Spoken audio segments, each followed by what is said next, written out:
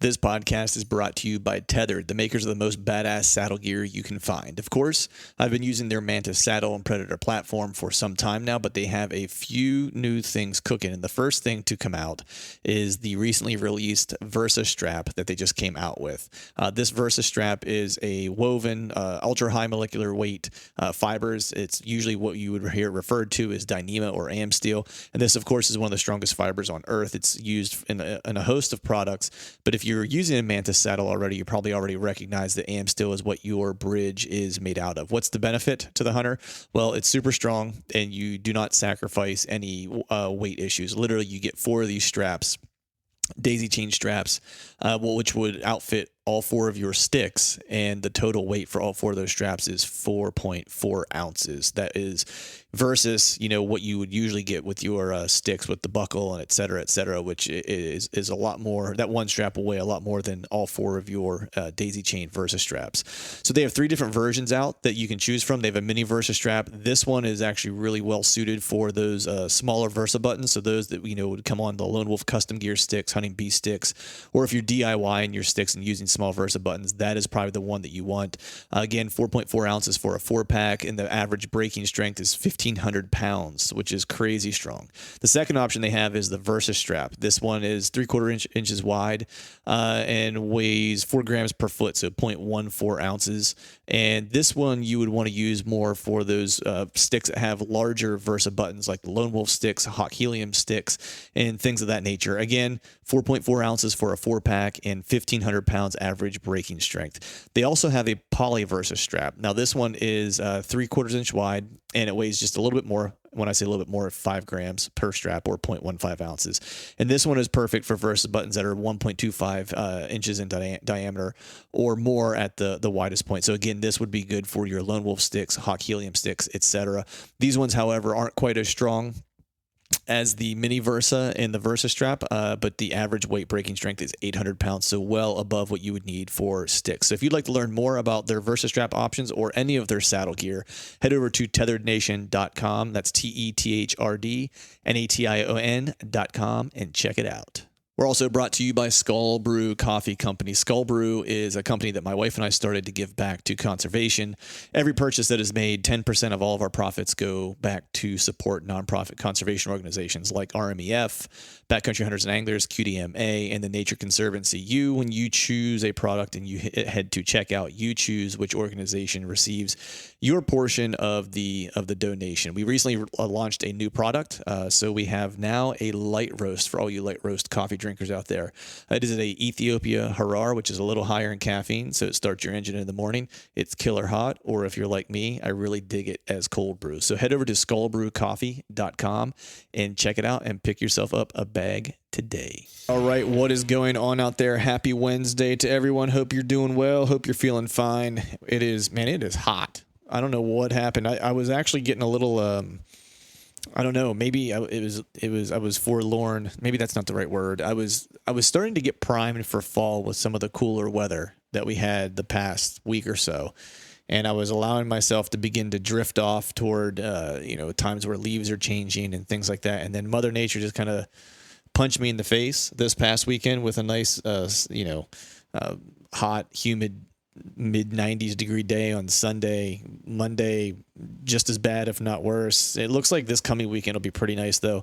But, as it stands, I've been looking for a rainy day. It seems like I'm giving you like the rainy day trail camera check update every week, because I still have yet to get rain on a day that I can get out and check cameras, which is really kind of bumming me out, because I think next weekend is going to have to be one of those make or break moments where, regardless of whether or not I get any rain in the forecast, there are just a handful of cams that I have to go check, because I've not looked at them, or it's been so long since I've looked at them that I need to transition them.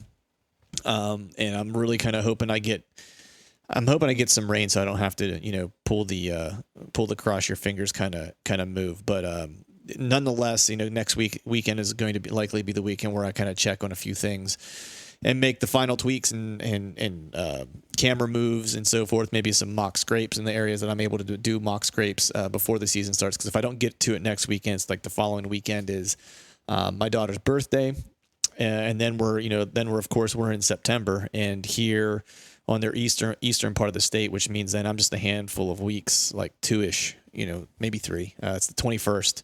Our season opens here on the eastern part of the state. So then I'm really kind of up against the season, and I don't really want to be walking through there if I can at all help it. So I need to try to make hay this coming weekend. But this past week I didn't get a lot. I didn't get much into whitetail stuff this past weekend. What I did do was I had a rest malfunction on my bow, and so I managed to fix that. And then in doing so, I figured I needed to probably paper tune my bow just to make sure I was still in. Everything was still dialed in the way it needed to be. And Greg, of course, the bow hunting fiend, who is my bow guru, was on vacation. So if I wanted to do any shooting, I kind of had to figure it out myself. So I did a quick, if you followed the Instagram stories, I did a quick, I guess a down and dirty DIY paper tuning setup. Here I had some old PVC pipe that was laying around the house and had some PVC tees, and I actually got myself a roll of paper and put it together. It probably took like all of 20 minutes. I don't know why it's taken me this long to do that. It was kind of fun to do, and now I was able to get my bow at least paper tuned and shooting well, and then went outside and shot. In my backyard, I can shoot out to about 35 yards. So shooting out to that and that distance, and the bow was shooting well and seemed to be dialed back in. So that was good. We'll break it out here at the range in the course of the next couple of weeks and fling at a little further distance just to make sure everything is good. But it seems to be shooting well. And then I have an arrow build that I need to do for the season, which I think I mentioned in the last podcast. But I haven't yet got around to doing that.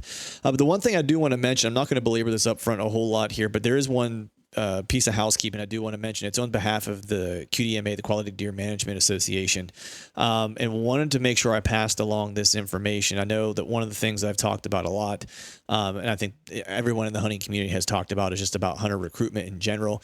I know I looked at the Pennsylvania doe tag availability just this weekend. And, I know when I was growing up, like finding a doe tag was like, you might even put in the first round of doe tag drawing and not get a doe tag. And it seems like there's a lot of doe tags that are available. And I don't know if that's, I know that they increased the numbers a little bit from last year. But, I'm trying to figure out how to say this. I'd be hard pressed to think that part of the reason that there's so many tags still available is that we have fewer hunters in buying tags.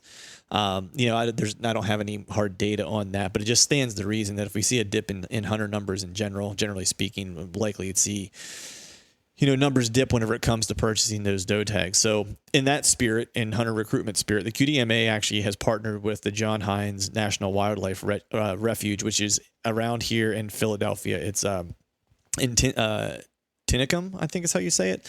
It's down actually near or in South Philadelphia. I want to say it's close to the airport. And what they're doing in partnership with them is they're actually opening up that refuge for a limited public, recreational archery hunting program. This will all occur, of course, during the course of the Pennsylvania archery deer season, and it'll be managed by the U.S. Fish and Wildlife Service. And what the refuge is hoping to do is really kind of provide a quality education and an outdoor experience through this program for youth and adults who may not have had the opportunity to hunt elsewhere. So this would be a great opportunity if you have a person who maybe would like to get into hunting and maybe you don't have a place to take them that might be suitable for them. This would be a nice kind of controlled environment in a refuge where, I'm just going to be honest with you, there's some hammer deer in those places because a lot of those places haven't been able to be hunted for a very long time. So I think it would be a really cool thing for, not just the youth to take out, but like even if there's an older adult hunter that wants to get out in an archery setting. I think it's crossbow only, if I'm not mistaken, I think is what it is. Don't hold me to that. But here's some of the important information to know if this is something you're interested in doing. To apply or register your hunter, and I think you have to register as like as a mentor potentially too.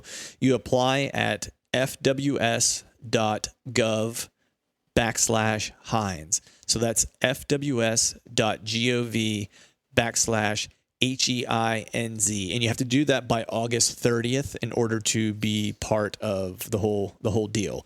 So with that, there are a handful of dates that are important to kind of know, and I'll pass these along here. And I'm actually going to just read them so I don't get them messed up. So archery hunt days registration is required, as I mentioned. Saturday, October 5th. They haven't solidified a time yet. This will be an archery orientation and skills assessment. And then Wednesday, October 9th through Saturday, October 12th will be the hunt scenario number 1. And then Wednesday, October 23rd through Saturday, October 26th is the hunt number 2. There'll be, staff and partners there on hand at the refuge, at the wildlife refuge area to help kind of teach, and mentor some of the hunters that are coming in. There's one other important date here, or 2 other sets of important dates I want to pass along. So Saturday, August 24th, 10 a.m. to 1 p.m. is the intro to archery and hunting. So if you have a mentor who's never done any of this before, this would be a great thing to take them to after you register so they kind of get oriented with some of the gear and some of the approaches to hunting in general. Saturday, September 21st, 8 a.m. to 4 p.m. It's a youth hunter education training.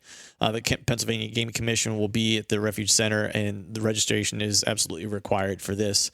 And then Saturday, September 28th, this is an archery event at Philly Fall Nature Fest. So a lot of cool stuff going on. QDMA is helping put this on, and this is part of their Field to Fork program. So if you have a youth hunter or an adult hunter, or a potential hunter that someone wants to get into into archery hunting, this would be a great opportunity to take them and get them initiated and registered, and just get them familiar with the outdoors in a different way. I think it's a really cool thing to do. Hopefully I'm going to be able to make 1 or 2 of these dates. Some other prior obligations, wedding during hunting season. Who gets married in October? I don't know. But hopefully I'll be able to make a date or 2 of these to lend a hand. But regardless, make sure you keep those dates in mind, get registered, and take a new hunter hunting. Add to the numbers. So with that, I think we'll go ahead and not belabor this any longer. We will just go ahead and jump right in. Got a cool show today with the Modern Assassin. He's from Maryland, a fellow East Coast bow hunter here. And he's just an interesting guy, man. I really enjoy talking to Garrett. He's got a different approach and outlook on things, which I think is pretty refreshing. And we'll cover all that in this session. So thanks, guys, for listening. All right, folks, welcome back to another episode of the Truth from the Stand Deer Hunting Podcast. And today I have a fellow that I've known of for a while. I guess I should put it that way. I've been following him through the creeper lens of social media. We've got a bunch of mutual friends. We actually ran into each other face-to-face in Harrisburg for the first time this year, which was super rad. And it's been a long time coming having this gentleman on, but I'm joined by none other than the East Coast, the Beast Coast's very own Garrett Benner. What's going on, brother? What's happening, man? AKA also known as the Modern Assassin, man. What's happening in Maryland, dude? Just getting back to Maryland, dude. I was actually up a little further up the East Coast over the weekend. I went up for D-Rock's wedding. That's right, man. He got all hitched up, didn't he? He did. He did well, and I'm not sure what she was thinking, but wish him the best. It's like a wedding and a funeral all at the same time. I tell you though, man, it was an absolute blast. They both have really great families, really great friends, and nice. The wedding was awesome. It was a really good time. That's awesome. So I'm sure there was some debauchery that was going on there. Did he maintain throughout the night, or did the evening get away from him, so to speak? No, he did well. There was definitely a lot of shebeening going on. Yeah. You know anything about D-Rock, that's how it was going down. But yeah, it was a good time. He was all good. Nice. He stayed pretty straight. Nice. That's good, man. I need to shoot him a text. I mean, I gave him a congratulatory, what's up on social media, but I probably need to shoot him a text. Were they splitting for like a honeymoon, or getting all of a sudden we turned this in from a hunting podcast to like a lifestyle wedding planner podcast? But were they splitting for a honeymoon right away, or were they taking some time before they take off? Because I don't want to text him if he's already out, enjoying himself. No, they have some things going on. They've been busy with the wedding, obviously, but right. Hunting season's also about to start. She has some things going on in her career, so they are kind of planning it out. They're not taking off right away. I'm actually trying to just convince them both to come down, since they don't have a plan, come down this weekend and shoot some fish. But nice. D-Rock's all about it, but I'm not sure if the bride's up for it yet. Right. Yeah. I mean, I always think it's a good move to kind of take a chill. I mean, that's what the wife and I did. We waited a couple months before we took off on our honeymoon. It just seems to make sense, man, because it's, I don't know, man, like getting married, like the whole process of it. And I'll be the first to admit, like, I didn't do shit for it except show up, and it was stressful enough. I can't imagine like the bride doing the planning, you know, that they do a lot of the planning, at least, you know, it's that stress, and then trying to plan a vacation, huge vacation honeymoon at the same time. It's like, I don't know about that. So I think it's probably wise, and it's nice and convenient that hunting season is right around the corner. So it kind of gives you a good reason to say, you know what, babe, we should probably just hold off on that. Well, if you find yourself a girl that'll let you pack your bow to the honeymoon, that's a good one. Man, you ain't lying, dude. My wife's been trying to sell me on no, I shouldn't say sell me. We've been kicking around the idea of doing like a Hawaii vacation, because I'm not much of a beach dude. You know, I like vacations where we go do some hiking, outdoor stuff, maybe get on the water a little bit, you know, those types of things. I'm not so much into going adventure. Yeah. You know, I have a family, so I can't get too wild, but this year it was, you know, Portland, Maine for a couple of days, because my wife and daughter really wanted to check out that city and eat some good food. And then we went to Acadia National Forest for a couple of days. So we spent some time, you know, around the water and doing some hiking and stuff like that, which was super rad. But she was talking to me about a Hawaii trip, and I was like, you know what? I was like, I could do a Hawaii trip. And she's like, really? And I was like, Axis deer. Exactly, dude. I was like, that's like, there's a lot of great hunting around there, and they're like all over the place. I was like, I would love to do like a trip to Lanai and do some hunting or something like that. So she was actually game for it. Axis deer and big boar. That's right, man. The other one we've been kicking around was a Montana trip, where I was like, you know what? We could do a family Montana trip, but it has to be at the beginning of September. And she was like, well, we can get down with that. And I was like, we could do a week with you guys, and you guys could leave, and I'll stay an additional week, and I'll hunt elk and mule deer. Everyone wins, you know? I was going to say, I think I'm not positive on this, but I think in Montana you can catch that early season where you can get a muley or a whitetail still in velvet. Yes, you can. I think I forget when their muley season. I'm pretty sure it's one of the states that opens up early enough that you got a small window, but a chance to get them in velvet. Yeah, I think you're right, because I mean, when I went out there, I want to say it was like the second week of September, I think. So everything was hardhorn by that point that we were hunting, or at least the muleys that I saw and had an opportunity at. So, but I think you're right. I think they do come in early enough that you do have like a week opportunity there that you might be able to get it. It is a short window. Yeah. Same thing. I'll tell you what, man. Go ahead. Have you got where we met? Yeah, you mentioned we met at Harrisburg. It was at was it the Spartan booth? It was I was hanging out with the boys from Exodus. Yes. Have you got your trail cams out this year? Oh yeah, they're out. I'm trying to resist the urge to check them as we speak. I've got two that I left out and just pulled right before a big rainstorm, and I got a decent one showing up. Yeah. But it's one of them bucks that I'm pretty sure he's a 3-year-old. He's an 8-point. He's an absolute stud, but I think he's 3.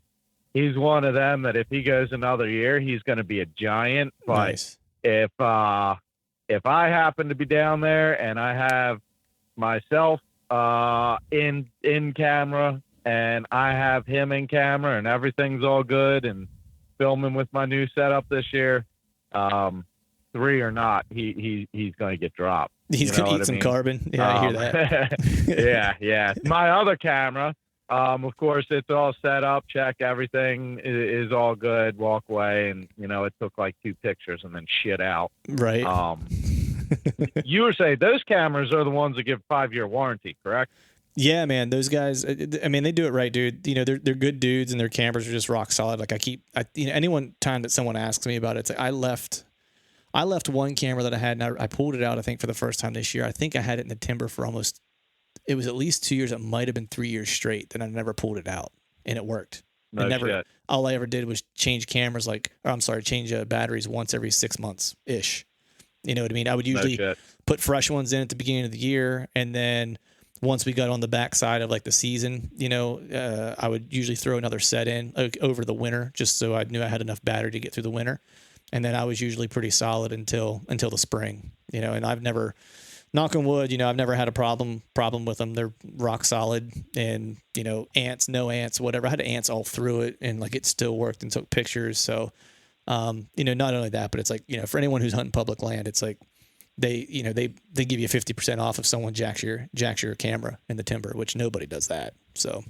Yeah, which is pretty crazy. That's awesome. Yeah, and I remember, like I said, that 5-year warranty, because I remember thinking, as much as I spend on these cameras that take shit pictures, take work half of the time, corrupt the memory card the other half of the time, Yep. and then don't fucking work after a single season. Yep. It's that you was, get what you pay for. yeah. I mean, that was the bane of my existence for a while, man. It's like I was going through the same thing, before I met Chad and those guys. It was just, I was getting a set of, cameras, and, maybe I'd get 5 or 6 of them. And then by the end of the year, it's like, going into the following year, it's like 2 of them might kind of work that I would trust, and I was, buying a couple more. And so it was just one of those things where it was, there's nothing worse than doing all your scouting and, prep, especially if it's on a new piece that you just aren't real familiar with, which for me is a lot of the time what I'm dealing with.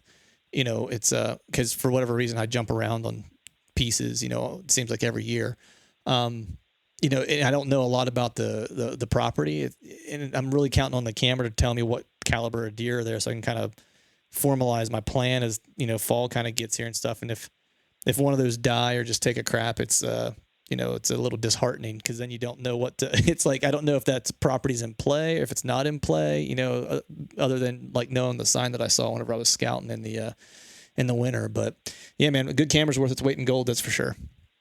Yeah, and and like you said, you're resisting to go pull them. Yeah. You want to leave them sit out there. So when you leave them sit and soak for a long time, and then you find out, oh shit, it ain't done nothing for the past couple months. It's like you missed all that inventory. Yeah. And there's certain periods of the year, whether it be from travel or crop planting or whatever it may be, the seasonal change, whatever, there's just certain times deer are in certain areas or not. A lot of the places I had trail cams early, it's now just a wall of corn. Yeah. So when I had that camera out there and it wasn't working and not doing shit for me, it's not like, oh, well, I can set it back up. No, I missed my opportunity at that. So yeah, like you said, it's definitely worth the investment. Yeah, no doubt, man. It's like you said, I'm resisting right now going out and checking. I got a couple, like you mentioned, you got that 8-pointer that you kind of got your eye on that you're hoping you might run into this year. There's one property in particular, and people have heard me talk about this before, so I'll keep it brief, but there's a new piece of public that I checked out that I had good sign on, hung a camera where I thought I should. I was reading the sign, but I just stepped foot on the property this past winter, so it wasn't like I had any information about the property. I was just like, this seems like a good spot. Hung a camera, and sure enough, a big deer, like by, I think it was June 30th, like he was already, like you could already tell he was big. And then he had a big old paunch belly and a sway in his back. Like looking at him, you're going like he's 4.5. You know what I mean? Like, but the thing was like this property is just as the crow flies about a mile away from the swamp that I hunted last year, and I had a deer on camera in there that was about. He was if he wasn't 150, he was all butt. He was a big deer and big old paunch belly, swaying his back, and so I scouted this other piece of public because. Like I lost him partway through the year last year. Like as soon as like our season around here on the eastern part of PA comes in, I think this year it's like the 21st of September. So it's like mid-ish September is when it comes in. Gotcha. By the first, second week of October, like he had disappeared. I never saw him again. Never got another picture of him, like nothing. And a deer that big, like you would have heard, especially around this area, like you would have heard if someone killed him. And he just disappeared. And so I started scouting this other piece of public because I thought maybe he wandered over there. I was like, I don't know. It's not that far away. And so I went over and started checking. I just found hammer sign, dude, just like big rubs. And I know big rubs don't necessarily mean big deer, but when you see a rub and you're like, that wasn't a small deer that made that. That had to be a mature deer just by like the sheer power it took to tear that tree apart. You know what I mean? For sure. And Absolutely. yeah, so I saw that and I was like, all right, there's a good deer in here and I don't know if it's him or not. I was like, but I'm going to set some cameras up and see if I can figure it out. And that's the deer I got on camera. I know it's the one that's making that sign. You know, I'd put money on it. He just didn't at that point have enough characteristics in his rack for me to tell if it's the one from the swamp I saw last year or if this is a completely different deer. So, Gotcha. And I haven't been back to check the camera now because it's like I know there's a good deer in there. I'm just waiting for a rainstorm to go in and see if I can get a couple more images of him to go to basically identify him. You know what I mean? Because if it's the same one, then I basically know the two areas he's living in, and I should have a pretty good chance at him this fall. So, well, and you know his time of transition, which, correct. Again, that can be a lot of different factors. That can be weather factors and everything else, but your main time of transition, a lot of bucks show up the same places the same year every year at the same time. Yep. And a lot of that has to do with crop rotation or harvest and everything like that. Acorn drop, new food source, new seasons. You know, if maybe that's when a rabbit season or a pheasant season comes in right before that. A lot of times that, you know, bumps a buck up out of his area and now pushes him to somewhere else. But yeah, knowing when a buck shows up in an area, my friends in Ohio, Keith, he's been on this buck he calls West Side, because he always comes in on a west wind. Nice. But it's 2 years in a row now that he's shown up at the same time of year and only on the west winds, and then disappears the same time. So he basically, the deer would show up, you know, and a week or two later, he'd see the pictures of this deer showing up, go to hunt it, and he's gone. And that happened 2 years in a row. So now he can kind of say, okay, instead of waiting until I get pictures of this deer, I know he has shown up at this date 2 years in a row. I'm going to be there this time, you know, not waiting for the inventory, but use the previous years to put it together.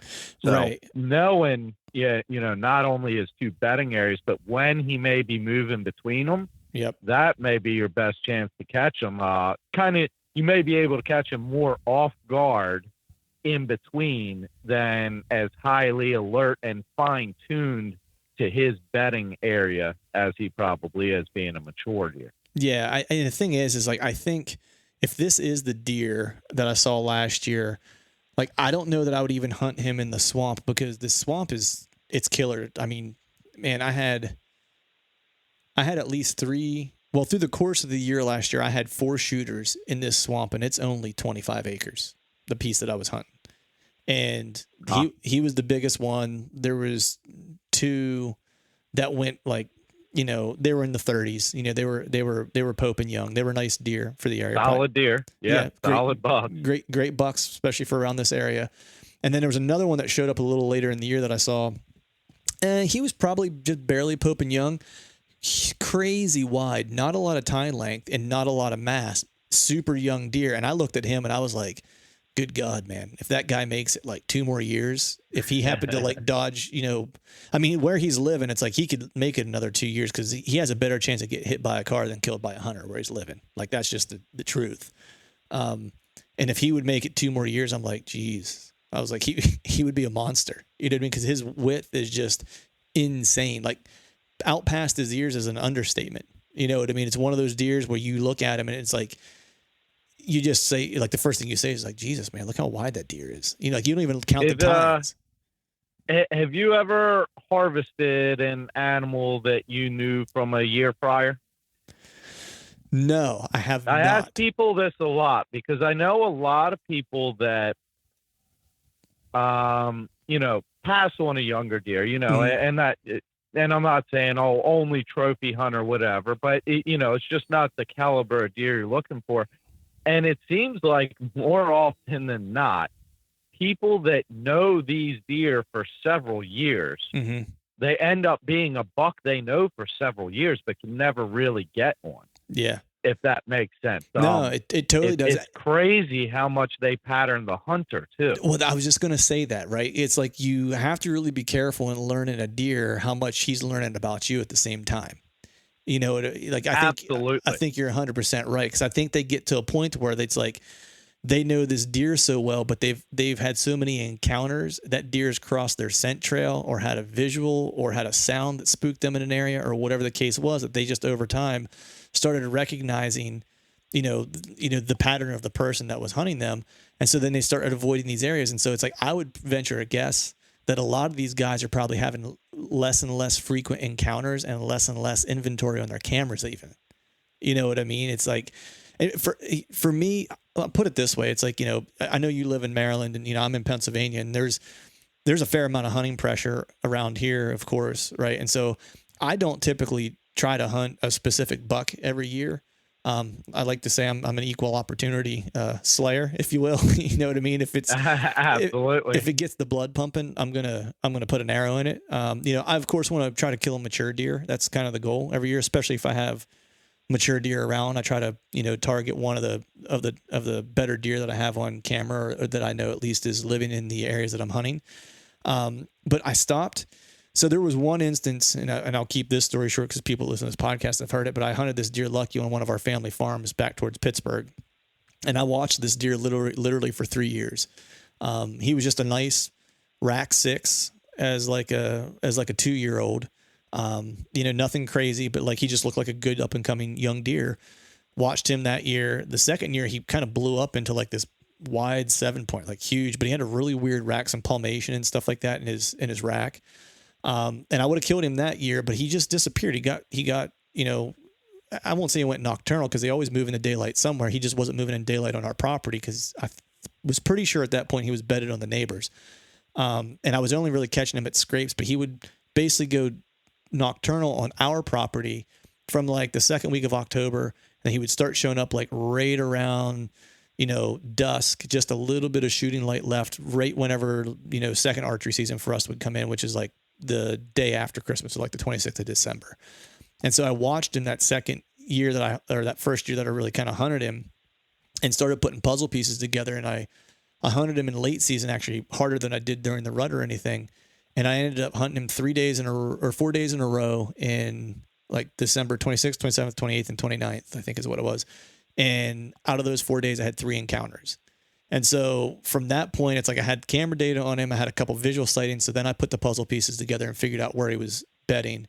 And then the following summer, I glassed him in a field and a couple different times and saw how he was coming in and what wind he was using and what part of this field he was entering. And then from there, it's like I knew which pinch point he was using. So I told my father-in-law, I was like, I'm going to kill that deer opening day. I was like, if I get the right wind, I was like, I'm going to kill him opening day. He's like, nah, you're not going to kill him. When you got the right wind. Yep. And so it just so happened that we had one of those, like a storm blew through, a cold front came in, a nice high pressure system came in like to push it out. Right.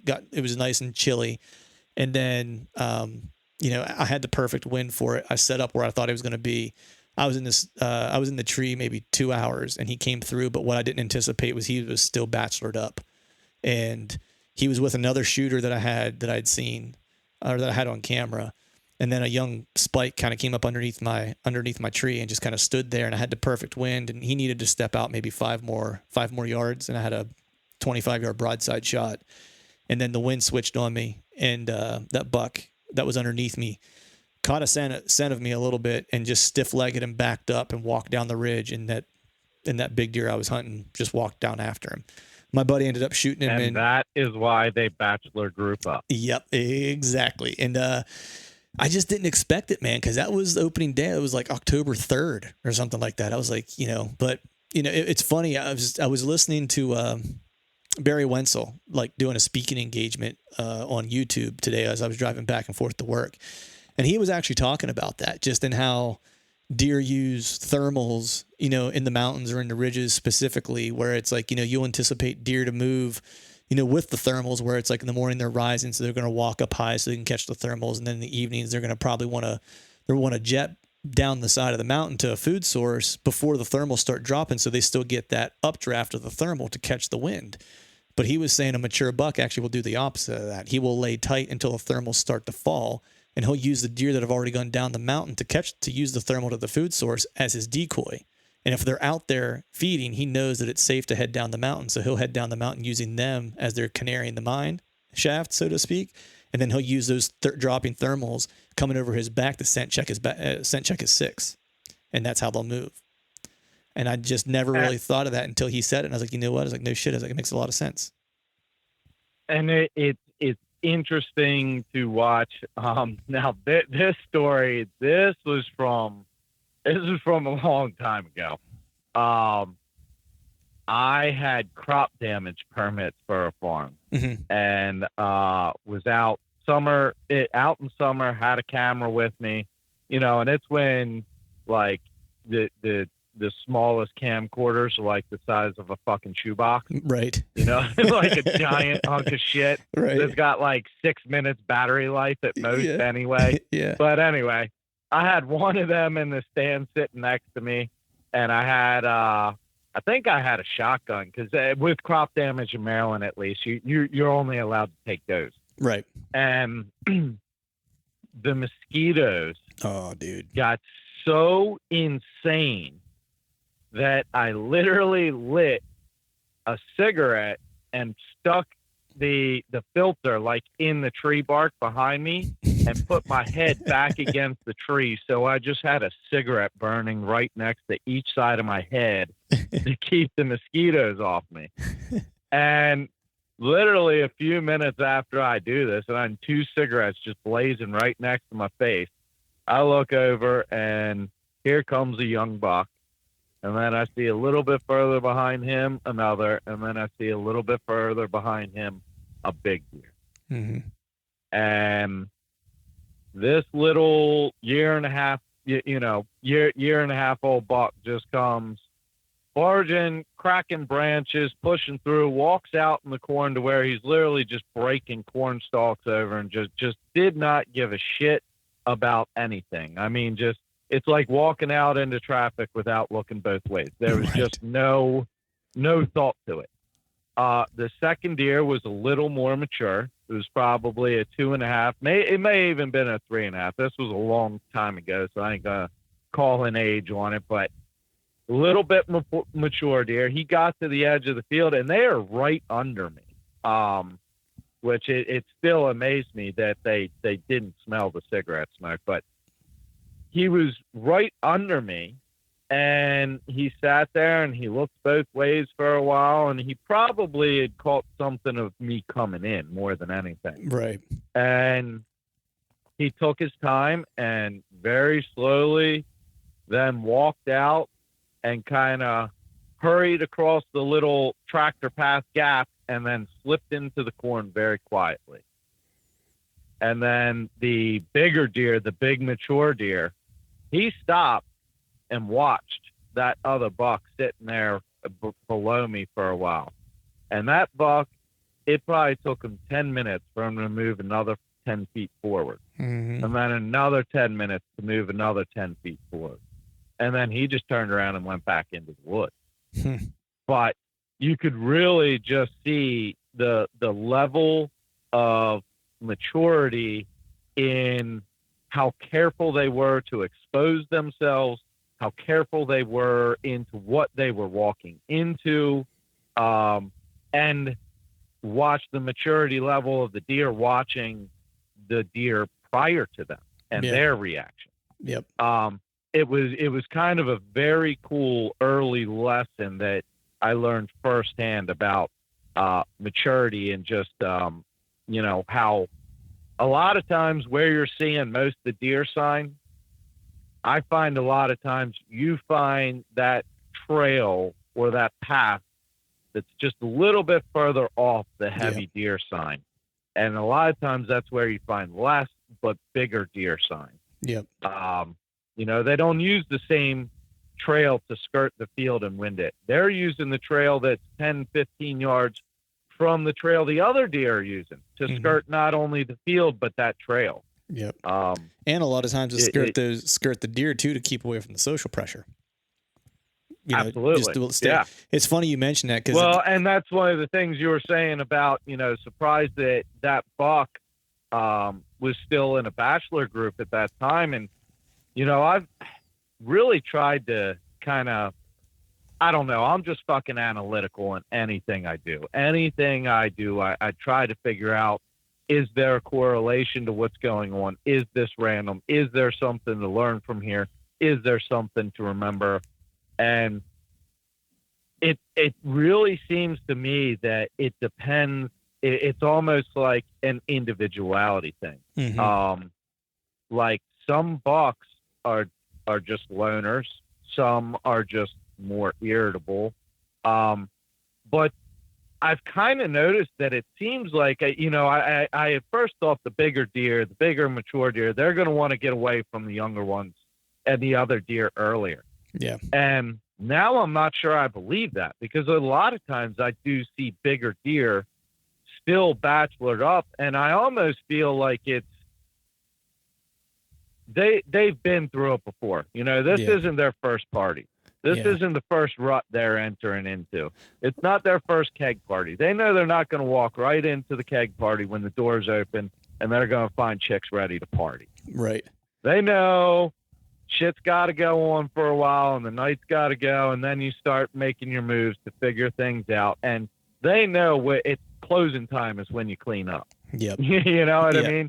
They know it's when they're kicking everyone out. That's when they're going to go find their girl to go home. Right. So, and I feel like these big mature bucks are the same way. They're not going to get into the mix. They're not going to really start a fight. If they got a buddy around, cool. They know they're not putting any pressure on them yet. But once it's time, they become obviously the more aggressive, and there's just no playing around. Yeah, I think you're right, man. I think a lot of it's the earlier point you make, which is just, the personality of the deer, right? And the only way you figure that stuff out is just by observation. And I think you made a good point about watching that deer and seeing how a more mature deer was gonna act in that situation. Because I know for me, missing out on that big deer that was 2.5, maybe 3 seasons ago now, that I had that big deer that I had patterned and knew what was up and just couldn't seal the deal, because a little peckerhead blew it up for me. Watching him and learning him like over the course of a couple of years, and then a couple encounters, and then not going my way and figuring out like exactly what you're saying, which is like, man, he's using a buddy, like he's using a canary in the mine shaft to keep him safe until prime time's ready, and so his personality was, hey, I'm cool hanging with the dudes until it's prime time, and once prime time comes and then I'm going to split. But right now in October, early October, I'm not ready to kick these guys out yet. And then, well, and it's kind of like, you've heard the saying like, oh, I don't need to outrun a bear. I just need to outrun the slowest person. Right. I feel like the big bucks are the same way. Like, the younger and the dumber dude that I'm hanging out with, the more chance that he's going to get popped. Right. The more chance he's going to expose himself or get into trouble, and the more chance I'm going to have to get away. I almost feel like they know the younger, dumber ones are going to make the mistake, or for instance, that younger, less mature deer chose a different path than you. Right. Maybe, I'm sure you set up in the way that was strategic for the way those bucks were using that wind. Yeah. Well, that young buck kind of just being careless, not properly checking and using the wind, and just kind of carelessly moving, maybe what put him in position to actually alert that deer in the first place. Yeah, well, so it's kind of like them 100%. young bucks almost act as a satellite deer in a way, because they're just kind of aimless. Yeah, 100%, man. I mean, he was dead for probably 10 minutes if I wanted to kill him. You know what I mean? Like he came in he wasn't coming in on the trail system that I had kind of pinpointed, right? He was coming in a little bit off of it. But he was like the mature deer were working like a true crosswind. You know what I mean? Was what they were working. They were checking the field. This dude was coming from the bottom of this hollow up. So he was actually down in where the wind's kind of swirling. I'm surprised actually he didn't catch my scent a little earlier than he did. But it was not the safest route for him to come in. The more mature deer were sticking closer to the cover, because it's kind of along the top of this ridge. It's just really nasty thick, and there's just a couple open spots to get shot opportunities. But he was coming from an area that was just like wide open. Like I heard him and I saw him coming from, like I knew he was there and saw him way before I saw the 2 mature deer. Like probably 10 minutes. Probably 10 minutes before I saw him. Exactly, because they're careless. They're careless. Yeah. But and what's crazy is all these factors that we're talking about and everything, none of it is necessarily certain. No. You know, that's the great part about whitetail hunting is these aren't robots.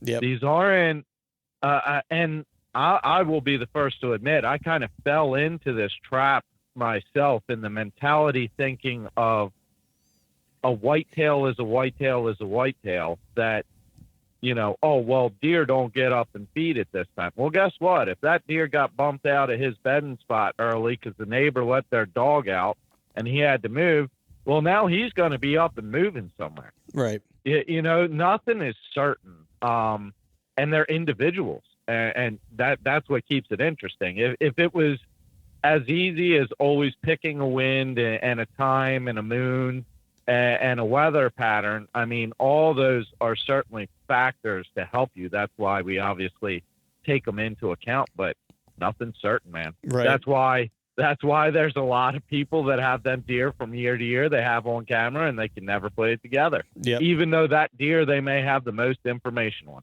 Yep. 100%, man. I mean, I think the biggest thing for me in terms of like, you know, I agree with you. I mean, I think, and it's the thing that I think that I love most about whitetail hunting is like every year it's different and every year is an opportunity to learn and get a little bit better than you were the year before. And you try your damnedest in the off season to scout and, you know, have conversations like you and I are having now and learning from buddies that you look up to and, you know, and just pick people's brains and see how they hunt differently in different places. Is there something I can take from them and apply it? But it's like, I feel like that deer I didn't kill, I think that was one of like the milestones that, I think it did two things for me. There were two specific instances in hunts that like, for me, like, I don't want to say changed my hunting trajectory necessarily, but it was, they were big milestones, I think, for me. One was that deer that I was patterning and trying to hunt and kill because I literally put all the puzzle pieces together. And that was probably the first deer and the first time that I strategically was like, this is the deer I'm going to hunt and this is how I'm going to kill him. And I actually put it all together, right? Everything happened except releasing the arrow. So failed hunt. Absolutely. Yes. And I'm not necessarily into moral victories, right? But for me, making the switch from like a hunter, to me, that was like truthfully like when I felt like I became a bow hunter, right? Because I had to put myself in the right position. I mean, I was hunting with a bow previously, but like to me, like my mindset had shifted to like that of a bow hunter finally. You know what I mean? And then I 100% agree and I have kind of the same story. I found where I knew a buck was going in and out, and I knew he had this kind of small bedding area where there was a bunch of blowdowns. Some trees had fallen and some thicker shit was growing up, and I knew he was using this area. I ended up parking my truck way, way, way further back. I had stands set on this property, but I parked way far away, took my climber in, climbed up, and I watched this buck come in, bed down at 30 yards, and he bedded with his facing directly toward me, and he was slightly uphill, and I just could not move for literally 30, 35 minutes. And he stood up, he walked my way, I grabbed my bow, I put the camera on, drew my bow back, put the pin right on his heart, and then I let the bow down. It was a smaller 7-point. It wasn't the deer I was after, but the same thing. To me, that was a victory. I figured that spot out. I didn't know the deer using it. Yep. I just knew that a buck was in there. He was using it. I knew he was using it at that time too, because of the fresh sign. I went the extra mile, literally carrying the stands and parking way further away. And I put myself in position and I was drawn back, ready to release. Yep. So yeah, it wasn't bloody, but yeah, that moral victory. I mean, it is kind of a merit badge of, okay, I leveled up in this game a little bit. Right. And what it does too, man, it's like, and this is the biggest thing for me, like going forward. And I've talked about this at different times, but it's like, for me, it's now I feel like for me, most specifically, it's it's like, Greg Litzinger, right? Bow Hunting Fiend. Yeah. You know, Greg. I'm familiar with him. Yeah. It's like, we live pretty close together and we talk a lot. He's on the show a fair amount. And, it's, you know, we were talking the other day when we were driving, we went and shot some bows, and we were just kind of talking about what you and I are discussing now. And, you know, and he was like, you know, you're at the point where it's like, he's like, you just need like the hours in the tree now to like put all the stuff together that you know, like you need to see it play out.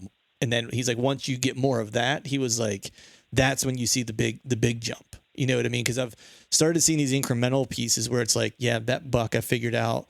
And then the next one was I went to Ohio on a piece of public land and I speed scouted it for like a day in the summer, you know, and then went back in November and in 3 days killed a nice Pope and young deer and blew a shot opportunity the day prior to killing that one on a bigger deer. But it was those two encounters taught me a lot. And then it was like, I got more confidence because I went to a foreign piece of ground. I figured it out in 3 days, put a deer on the ground. You know what I mean? And then, you know, and it just seemed like from there, you know, I was starting to trust what I was seeing. You know what I mean? That I understood and was interpreting things correctly. And it's like, and basically since that point, it's like, I've got on better deer. I've had better encounters, and it's been consistent basically since then.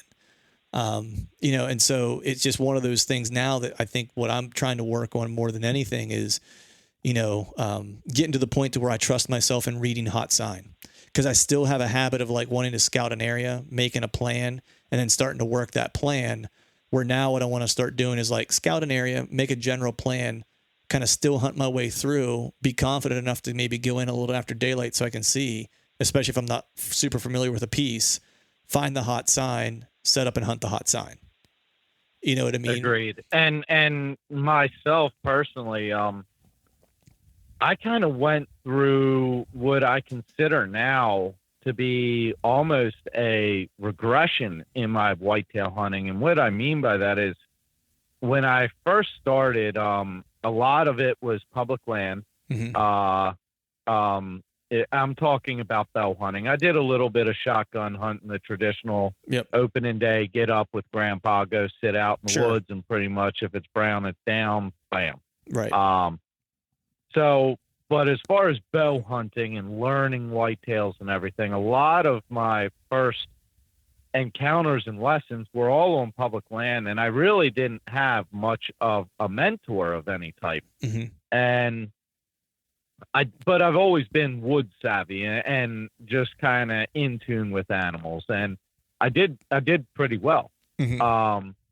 And then when I got out of college and I moved back to, you know, where I went to high school and everything, I knew some farmers, family knew some people with farms and land that I could hunt, things like that. And so when I went into these pieces, it's almost like you think of it as it's now almost like public land and a mobile hunt, because it's all new. Right. It's all kind of fresh. And I did very well. And I then, you know, through, you know, at this time, there was really no internet. It's books and magazines and your Drury videos, and that's about it. You know, VHS tapes. Right. So some Betamax. So I went to, okay, well, my mentality shifted from, okay, well, now I got to make the property even better to put the deer right here and to have better deer and this and that. And it took me years to really realize that in a lot of ways I was fucking shit up. Yeah. I'm now putting a more constant pressure on the property by trying to monitor it. Mm-hmm. And like I said, a lot of this was years ago when you didn't have the trail cams you have now and everything. There certainly wasn't any cellular cams, but I mean, it took a while, and I really pigeonholed myself into having presets everywhere. Mm-hmm. To, okay, this is the wind. Well, what do I have for that? Okay, this is the time of year I'm going here. And I pretty much got away from the mobile hunting, from the scout and hot sign setup. Right. I went more into taking prior year encounters and inventory and, you know, doing what they say on pretty much every publication is, oh, well, you just look at the wind, you look at the moon, you look at the weather pattern, and you sit in the pinch. And voila. And yeah. And, you know, and I, like I said, now I look at that as a kind of regression in my whitetail hunting. And it took me a while to get past that. And a lot of what changed that again was when I started to go hunting for sick deer. Interesting. Because once I started going hunting for sick deer, I don't have any land for that. Well, private land for that is heavily coveted. And so it was, well, I'm going to go out and not only find the hot sign, but I mean, I got to learn the fucking species too. It's like at least whitetail, if you go to a property, you can read whitetail sign. You kind of know what it means and you can put the pieces together. But now I'm on public, new places, new species. Right. Yeah. I mean, I think, you know, for me, I was in a similar boat. Like once I started kind of heavily hunting, you know, public versus our private property, that was when I started seeing, you know, I started seeing my personal growth when I was doing that. Cause I was forced, to your point, I was forced to hunt mobile, to where now I even hunt, like, you know, when I go back home to hunt, we have 2 pieces back home, 2 family pieces. The one I really don't hunt much anymore unless there's just something outstanding on it. The other piece, I usually throw a couple hunts at it. It's usually actually when I'm traveling to Ohio, I'll stop off there because it's along the way, and I'll hunt there for like 3 days before I head to Ohio for like a week and a half. But I actually even hunt that the same way I hunt public. I have cameras on it.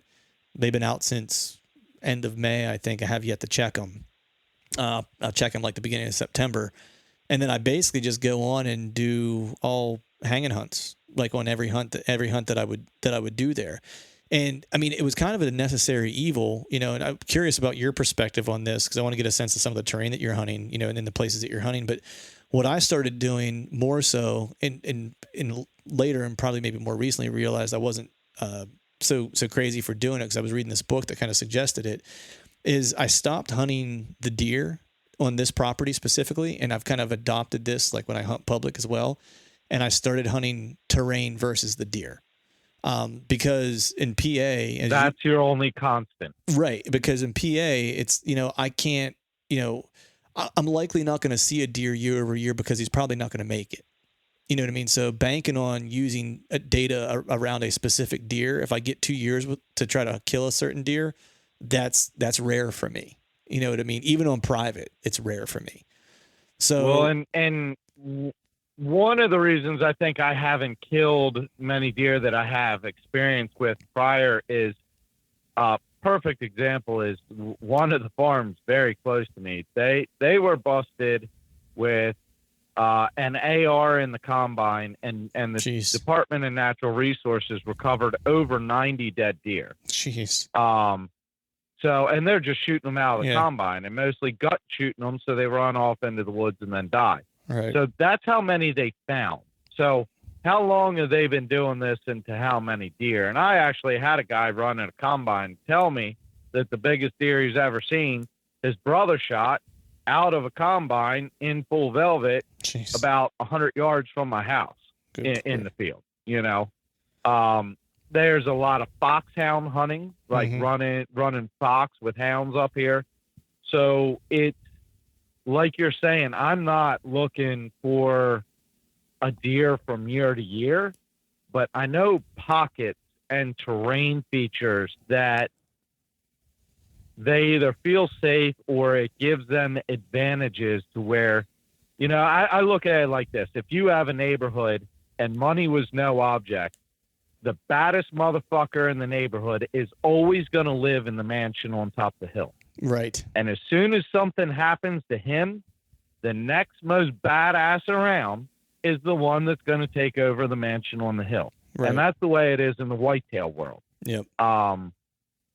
So again, yeah, it's looking at those terrain features. And that's what I've been doing now that I've really dove back into public and hardly, that's one of the reasons I'm not running many cameras. Yep. I feel like I'm going to go to my private pieces when I maybe don't have the time or the weather's right, or just because it's, familiar and I do enjoy some of those places a lot.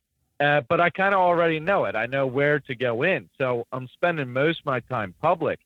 And very first thing I do is I pull out a map and I'll look at, okay, where do I see agriculture, if there is any? Mm-hmm. And then the very next thing is I'm looking at topo and water. Yep. The ridges and everything else, but then water as well. And I'm doing, before I ever set foot on a property, I'm picking out the spots I want to look specifically by that topo, and the terrain, like you were saying, because the terrain is a constant. Yep. It's a constant from this year to 10 years from now, those deer. Yep. And the way the weather and the wind and everything works and it influences their movement, that's going to be almost the only thing that's going to be constant from now to then. Right. Well, when you have a terrain feature that you're going to focus on, right, it allows you to kind of like evaluate the wind a little bit more closely and understand how you need to set up in that terrain feature to be successful, right? It's like, because terrain features aren't built to hunt on every single wind, right? So it forces you to kind of be strategic, because you have to look at it just from, where's my wind going to come from? Am I in hill country? Am I close to water? What's my thermal going to do in that area? Is it a saddle? Is it just a funnel? Is it an inside corner of a field? Is it a bench? You know what I mean? Because the wind is going to play differently in all these places, and you have to kind of take that into consideration. And then once you kind of know what area you're trying to get to, it's like then the trick becomes access, right? How you get in there? Where are the deer trails running in conjunction to where you're trying to get to? And what's my path going to be in order to get there, so I impact the deer movement as minimally as possible, right? So it forces you to kind of like ask all these other questions, as opposed to like, there's this deer over here, I just need to get, like, for me, hunting terrain takes the emotion out of the decision, and I'm able to be analytical, because when I start to focus on the deer, to me it's almost like buck fever. If I know I can go find a deer in this area and I know where he's going to be, I start to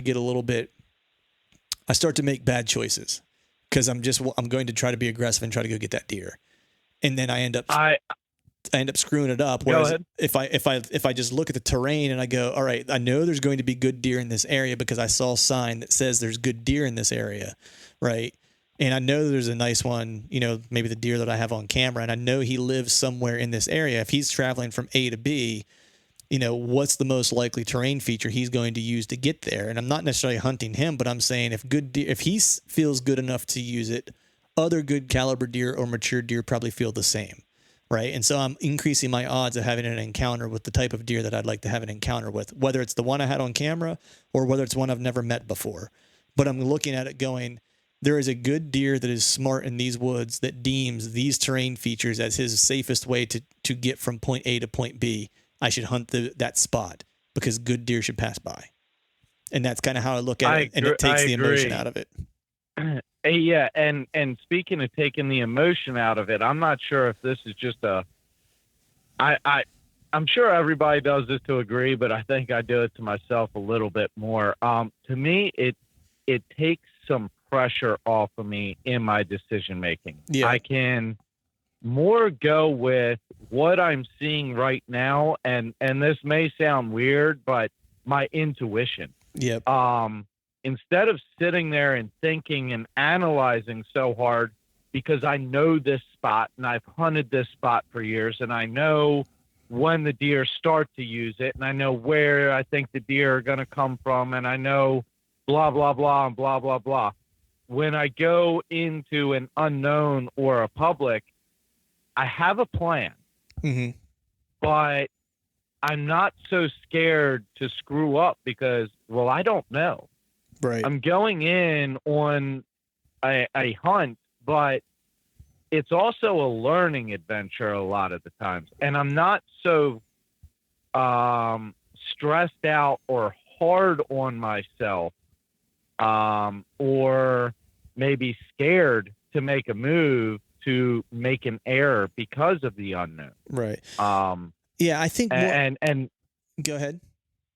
I just think it takes pressure off, and I really think it lets me not only enjoy hunting more, but because it puts me in that different mindset and in that different hunting style, I really think I'd learn a lot more. No, 100%, man. And I think something you mentioned there was important, that you start to take the pressure off yourself. And what I'm hearing you say kind of is like taking the pressure off yourself to know that, like, look, I'm going to fail at this a lot more than I'm going to succeed, because it's just the nature of hunting, right? And I think it's the nature of learning. And it's the nature of learning. And I think part of, until we've gotten into this more, I guess, what I'll call the internet age of podcasting and YouTube and all that stuff, like, people only saw the videos like you were talking about earlier with, like, on VHS or Betamax or whatever, right? Of like the Drurys, and every show ended with like someone killing a 190-inch deer, right? And so that became kind of the expectation. There's still shows out there today that kind of show that, and that's kind of like what people, I think, probably feel like that's what the expectation is. But I think guys like, whether it's Dan Enfalt or whether it's, talking to Cody DeQuisto or, the guys from the Hunting Public or whatever, whoever, I know just, in the conversations I've had with Cody, whether it was on the podcast or whether we were just like hanging out at a trade show, it's like he talks a lot about the deer that he didn't get.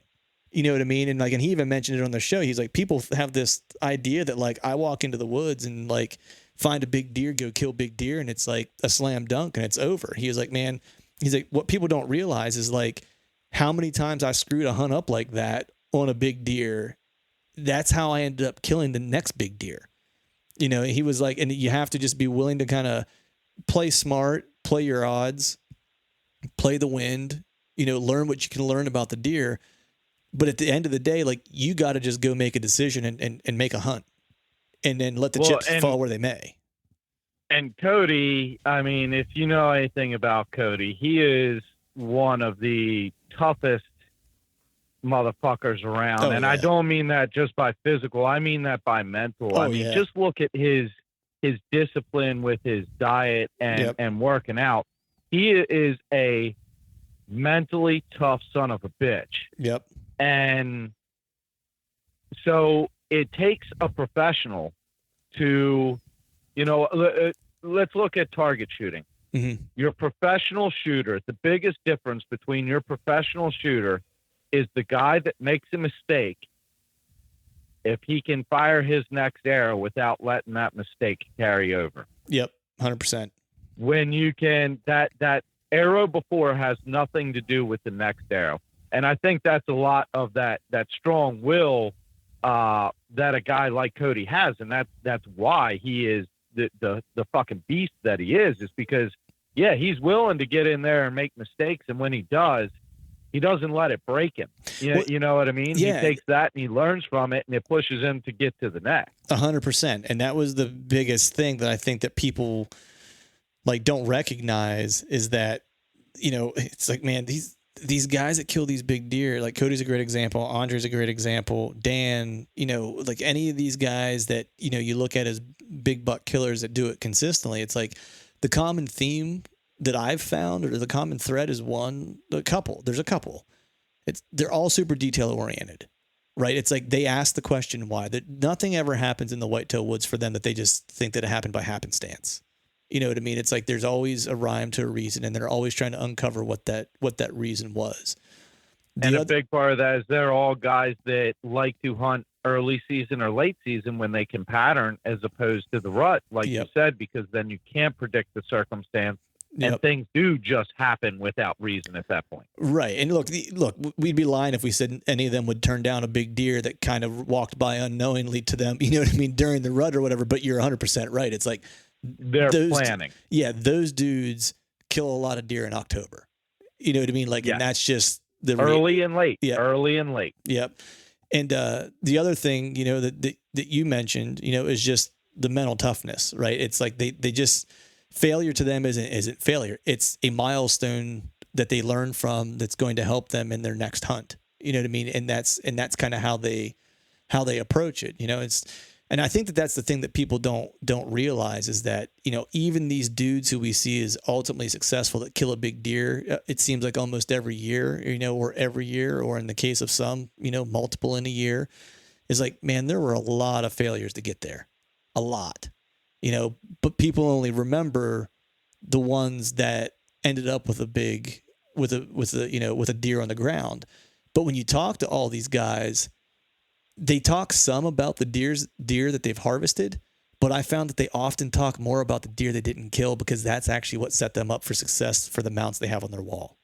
Like that's the one thing Absolutely. that's the thing that I kind of keep taking from them, no matter who it is. It's like they'll talk about 4 deer that they blew a chance on, and then they'll kind of give you a summary of like, you know, this deer I figured out like what his personality was, and like and I set up this wrong, or I called to him when I shouldn't have because I didn't read his body language. Check, won't make that mistake again. I set up on this deer where I cut the wind a little too close in this particular bedding area on this terrain feature. I didn't account for the thermal tunnel that was going to happen in this type of terrain feature on this deer. You know, I played it a little too aggressive. Check, won't happen again. You know, and so they kind of go through that. I think the thing that they have that a lot of people don't is all this stuff is almost like on memory recall for them, where it's like, I'm like, I walk into an area and I'm like, if I try to think of the stuff, all the stuff I need to do, I was like, I'll end up just standing in front of my truck for the whole hunt, trying to figure out what I'm going to do. And I've been guilty of that. Yeah, exactly. Dude, for real, I've been guilty of sitting there analyzing the wind and analyzing the weather and going back and forth and which stand should I hunt? And I don't know, maybe I should do this. Maybe I should do that. Well, let me check the weather again. Well, I don't know. Let me check this other app. Well, fuck.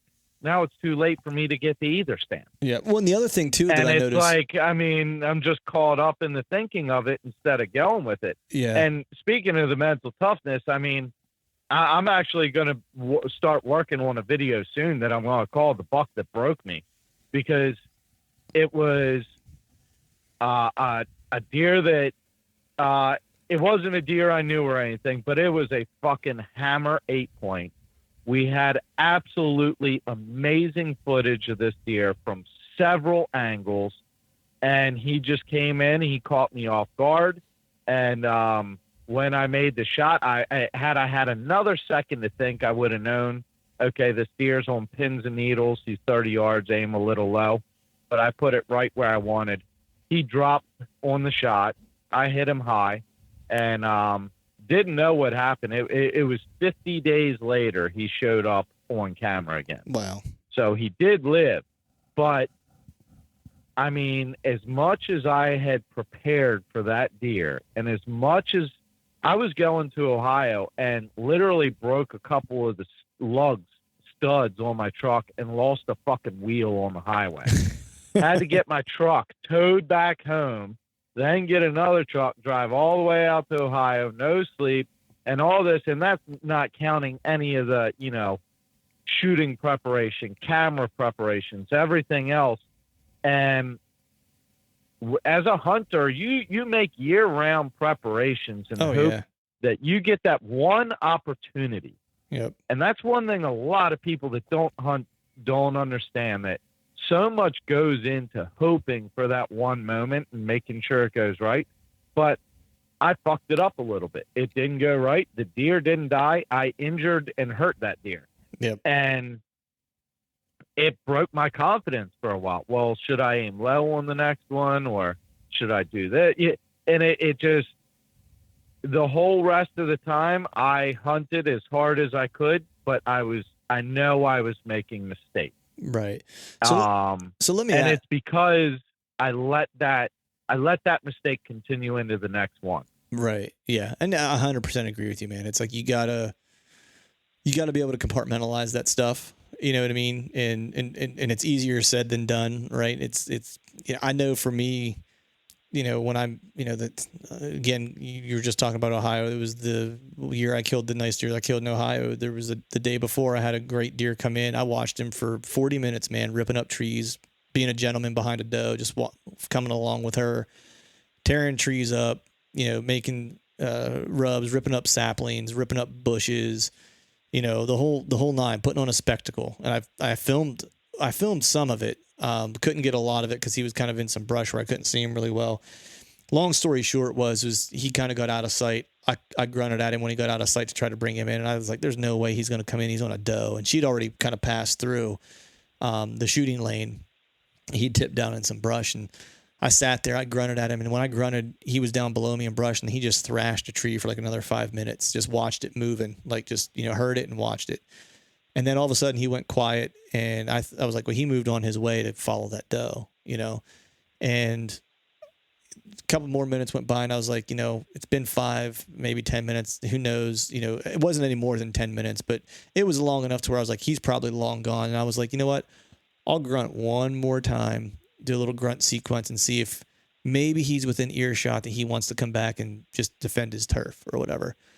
And made the mistake of not checking my surroundings before I did it. And so I grunted and I went and just grabbed my bow. And when I looked over to my left to grab my bow, he was standing right there at like 23 yards and didn't even get a shot. He saw me, right? He saw me move. Of course, he knew exactly where the grunt came from, right? Because they pinpoint that stuff. And he was out of there, gone, right?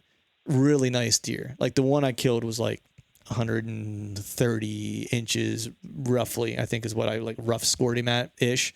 This one was bigger than that. And I was, needless to say, I was pretty bummed, right? Because I was like, man, absolutely. I was like, I just watched this whole thing happen. He put on a show. Like, it would have been a great kill to have. You know what I mean? If he would have read the script. Great story, and then I make a mistake like I've never been in a tree before. You know what I mean? Just getting caught up in the moment.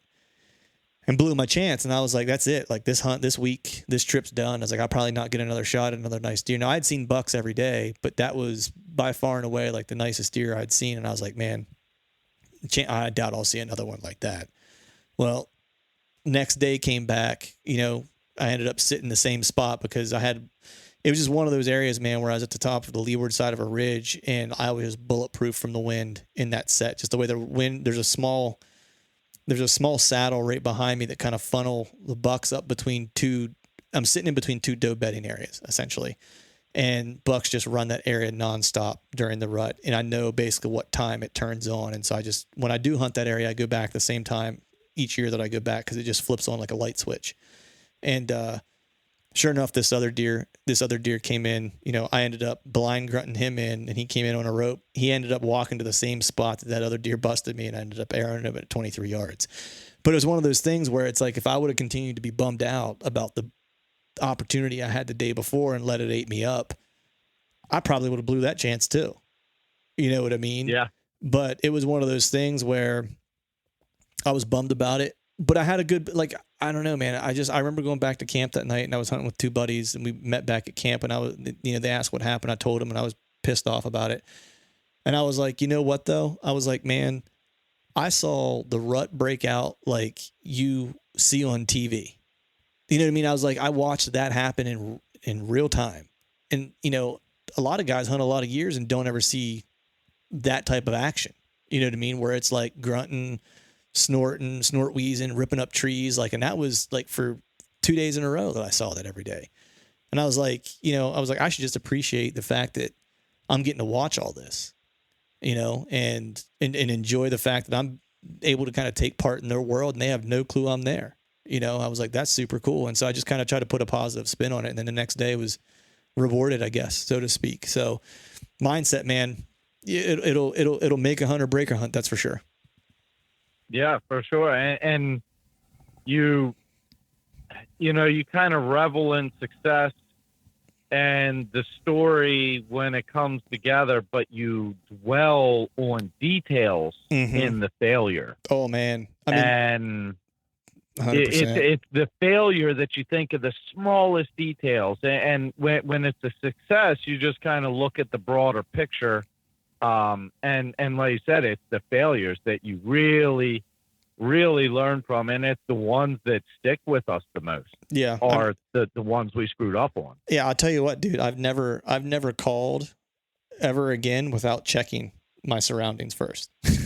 You know what I mean? Absolutely. Lesson learned. But man, I want to make a transition here, man, because you've alluded to doing a lot of filming and filming in the tree and stuff like that. So I want to ask you, man, I know I don't remember if I was listening to you say something on a video or if I read it somewhere, but I know when you first started filming, you got into it and you realized that you were kind of going down a similar path to what you were seeing on TV and what some other guys are doing from the perspective and the way people were portraying their hunts, right? It's all kind of, candied and PC, shall we say, right? Right. You know, and you were like, that doesn't fit you, number one. And number two, you felt like they're not telling the full story, right? There's a lot of things that they leave out because they feel like it might harsh someone's vibe, so to speak. You know what I mean? And you just kind of came out and was like, look, I'm going to be real, raw, and this is what I do and who I am, and I'm just going to capture that. And I've watched a bunch of your films, dude, and it's refreshing just to see a real dude lay down some film and have a hunt and be stoked whenever he puts something on the ground, right? As opposed to, you know, trying to parse all of their words to make sure that someone doesn't get offended by something someone says. So where did all that come from, and where did the filming stuff start? Like how, like, you know, I mean, because it's difficult to sell film, man. You know what I mean? And you're dedicated to it. So how did all this kind of kick off? Well, I appreciate that, man, because I do really put a hell of a lot of work into it and all. And, you know, before I started carrying a bow everywhere, I was carrying a skateboard everywhere. Heard that. And me and my buddies used to do a ton of filming. We used to go, you know, down Towson and down Baltimore and shit. And, you know, it wasn't always fucking pleasant, for one. Like, it wasn't always pretty being a white boy down Baltimore, right, you know, as a teenager and skating some of these places and shit. So, and just being who I was, everything just had I guess a little bit more edge, and that's kind of, you know, kind of a stereotypical thing with skaters or whatever. But right. I mean, it's just the way it is, and I always loved filming, and it's what gave me a lot of the ideas for the different angles and captures of everything. And yeah, when I got into hunting, I obviously I started filming everything, and you know, I obviously I enjoyed hunting enough that I wanted to somehow be involved in the hunting industry. But right, as a young guy with no mentor, really no connections, not any even personal property to hunt, without having much of anything, I really just didn't have much of anything. So I was just mimicking what I saw. And I kind of learned that, well, the way I'm seeing these hunts and I'm trying to learn from, there's a lot of shit that I'm not learning because they just don't show it. I mean, right. When you kill your first deer, that's when you learn how much fucking work deer hunting. Yeah, for sure. I mean, I have had, you know, I've had getting the deer out and processed takes longer than the entire hunt did itself, and it may have been an all-day hunt. Yeah. So I was, you know, just filming, doing my own thing, and it didn't take me long to realize, like, look, I don't have any connections. I don't have anybody that can vouch for me. There's nobody that knows me. I'm just some random kid that likes doing this shit. Right. And I realized too, like, you know, I would show I would be all excited. I got a kill on film, and I'd show a buddy and whatever. And one night, I had been talking to a friend, and I called him up, and I'm like, yeah, dude, I just shot this fucking deer, and it was only a doe, but I'm like, this is what happened. And she came in, and I got drawn back and realized she walked out of camera frame, and I had to lower the bow and readjust the camera and get everything drawn back. Killed her. You know, he was all excited and hyped, and he came over, and we, you know, you use those old ass red, yellow, and white cables to plug the son of a bitch in the TV and watch it. And he watches the video. I'm like, what do you think? He's like, that was nowhere near as exciting as the story you told me. I was like, what do you mean? He's like, well, you're acting like you're not even excited that you killed this deer. You're talking about, like, you know, great opportunity to harvest this animal. What happened to, holy shit, dude, I just fucking smoked this doe. He's like, where'd that go? You know? Right.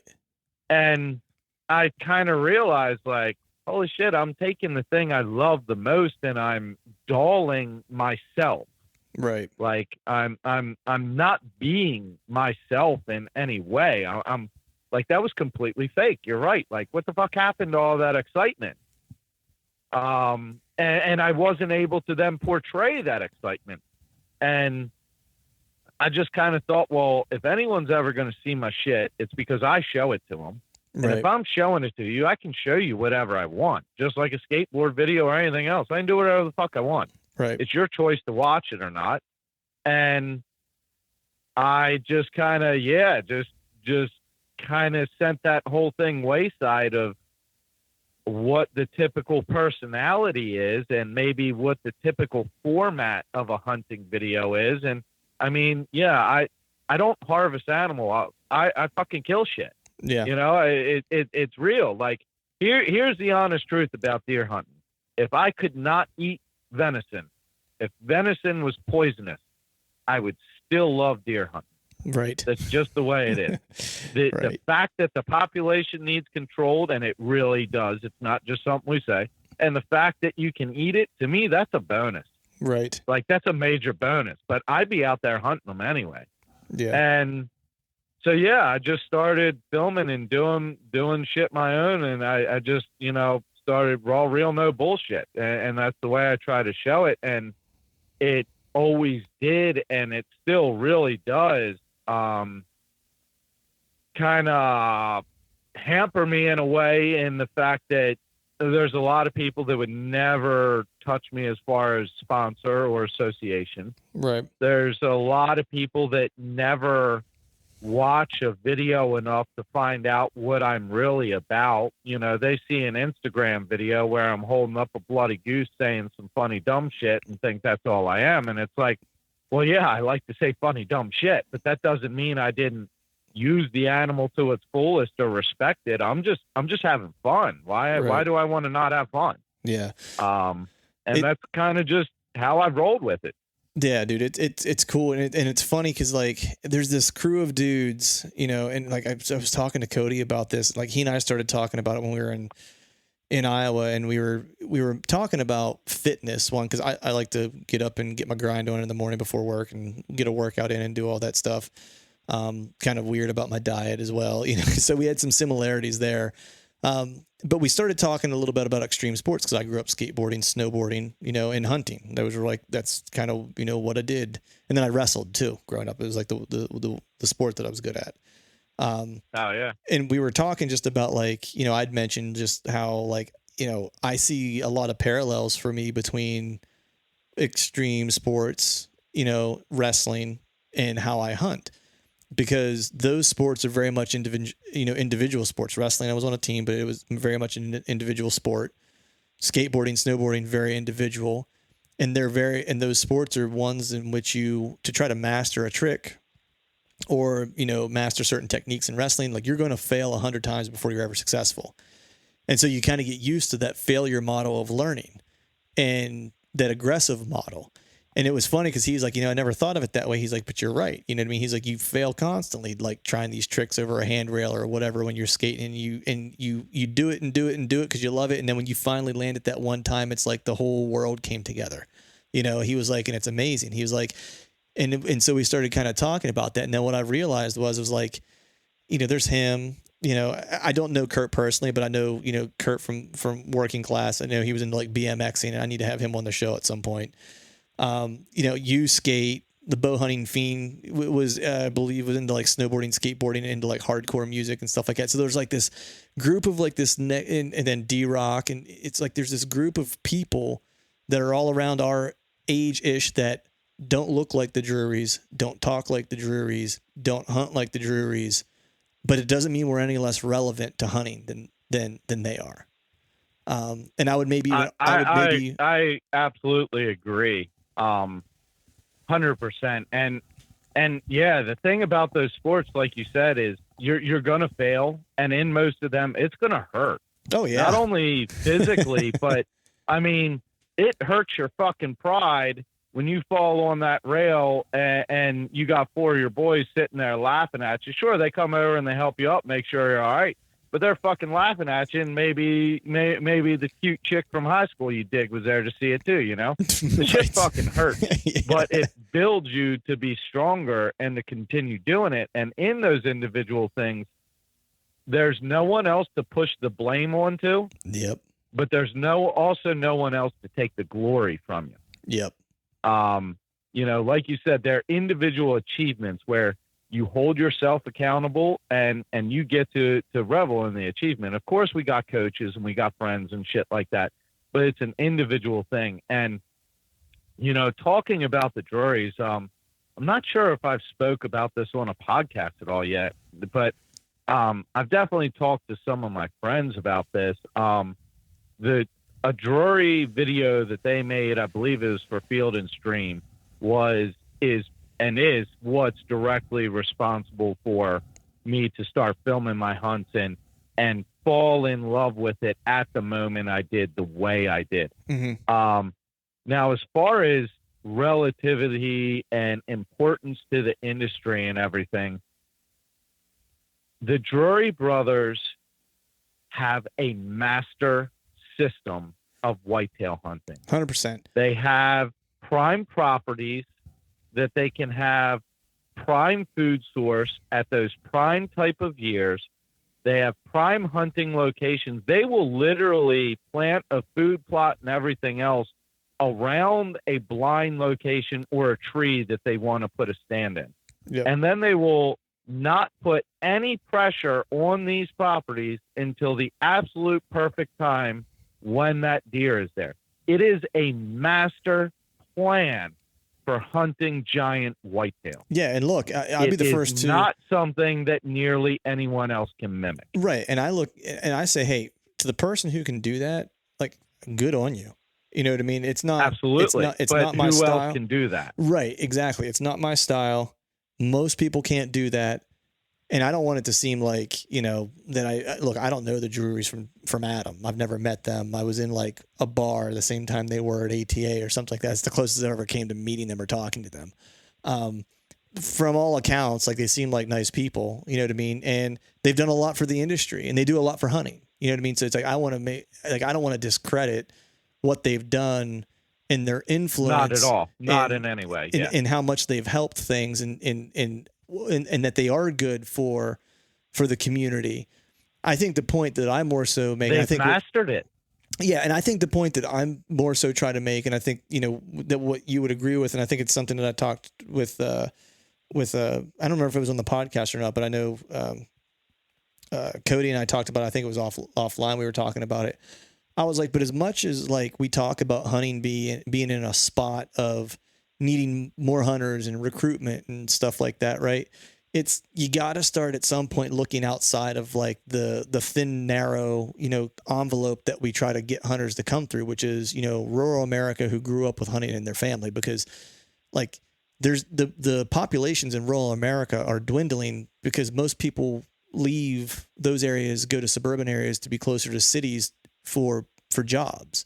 Like, that's just how it works. That's why when you look at a map and you look at like where the population density is, it's around these city areas. Why? Because those are the places that hold well-paying, high-paying jobs, right? And that's kind of what's happening. Opportunity, if nothing else. Right. So the kid that's growing up that typically would have grown up maybe, say, in my hometown is now growing up outside of Philadelphia or outside of Baltimore or outside of Pittsburgh or outside of Indianapolis, or pick any city in any state, right?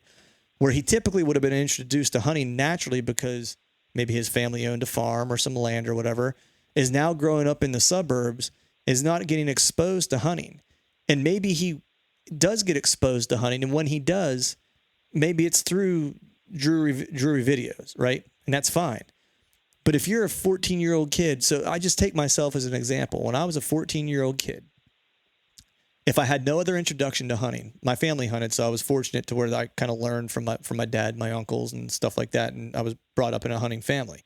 But if I weren't, and my first introduction to hunting, and I was somewhat interested, was, the Drurys, but I was a skateboarding, snowboarding punk rocker listening to The Exploited. You know what I mean? It's like, and I was like, I'm into hunting, and this is the guy that represents who I am. I'd have been like, no thanks, not interested. Exactly. And like you said, we need to get more people into the hunting industry. And you may have this guy whose family has land, but he hasn't really been influenced to it. So if he's only watching a video, and I'm not going to say the Joy Brothers because I have the highest respect for them. So Yeah, I 100%. I'm basically, we're using the name because they are the staple. They are the standard. Well, and of the industry. everybody recognizes them. They know who they are, right? Yeah.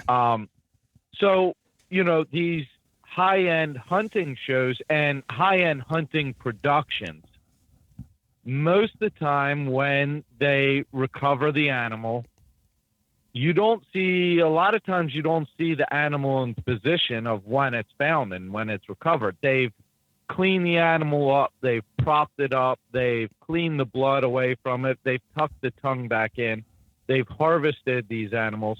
And in a lot of ways, I feel like for that 14-year-old skater, who I was also, or for that guy whose family has property and maybe now he's interested in getting out to learn because he wants to escape this city life that he's in to make a living for himself, I feel like it's a disservice to not show the blood, not show the sweat, not show the gore. I mean, because that's real. That's part of it. That's the reality of it. And if you have this a kid, or not even a kid, just anyone that's new to it or ignorant to it, you make it look like all pretty and rainbows, and that's what they're going to think it is. And the same with people against hunting.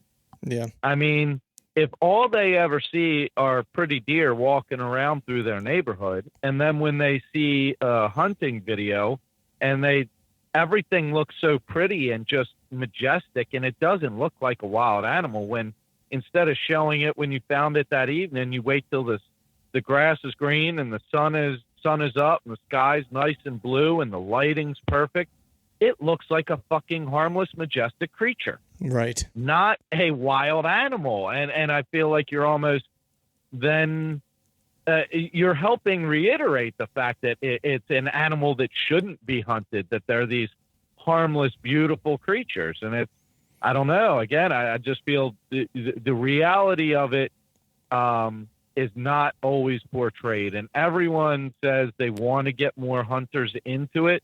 Well, then let's be real with these people. Right. Yeah.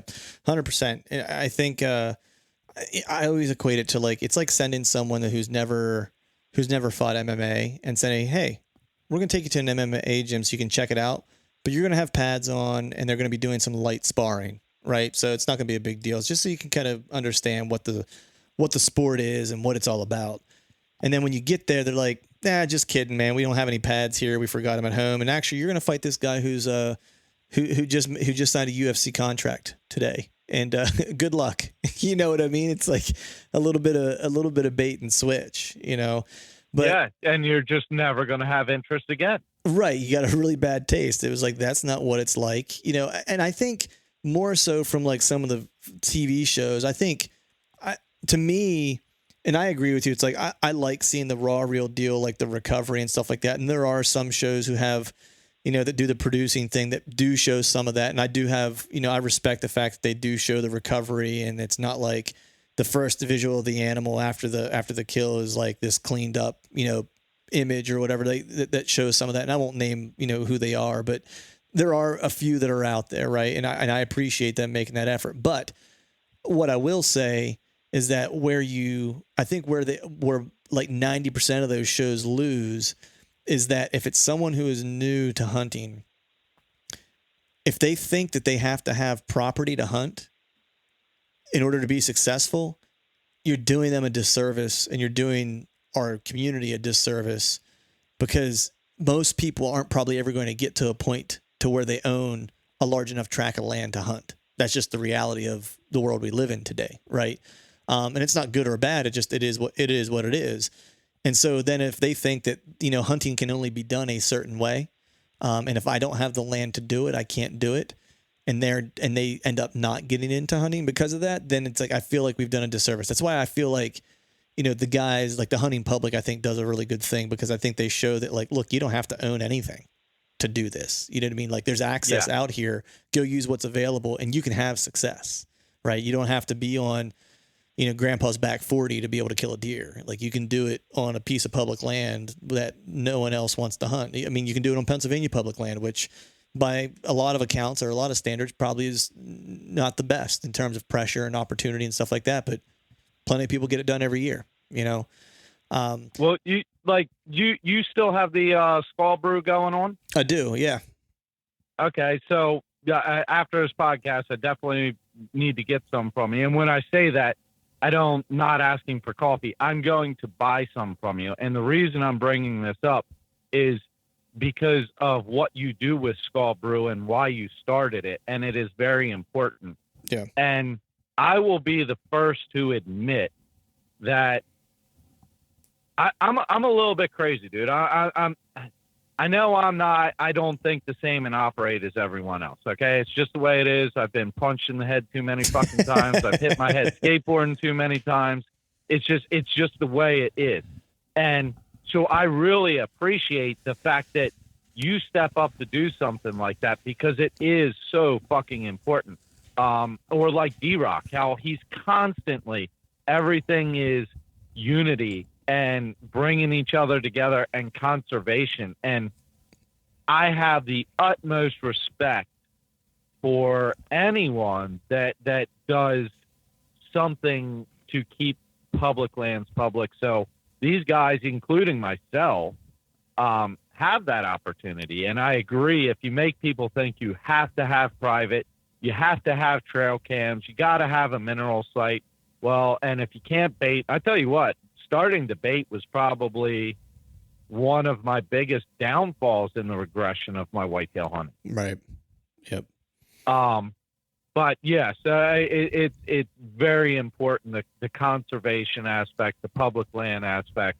And, you know, and I really do have the utmost and highest respect for someone like yourself that went kind of above and beyond and created something to help give back. Like I give you mad props on that, dude. Man, I appreciate that. But I mean, look, it's we all do what we can. You know, we all can do different things, and I think that's the most important thing, is that, you know, whatever we're capable of doing, you know, with you, it's putting out real content that's no bullshit, raw, and showing people the real deal, you know, and making sure people see that side of hunting and the passion that comes through in that. I think that, to me, that's equally as important as starting something that's going to support conservation, because I think they all work hand in hand. You know what I mean? It's not a one or the other. It's an all together type of approach that we have to take. You know, and so I think those that want to divide and create division in our group, you know, in our community, I just don't think there's any space for them.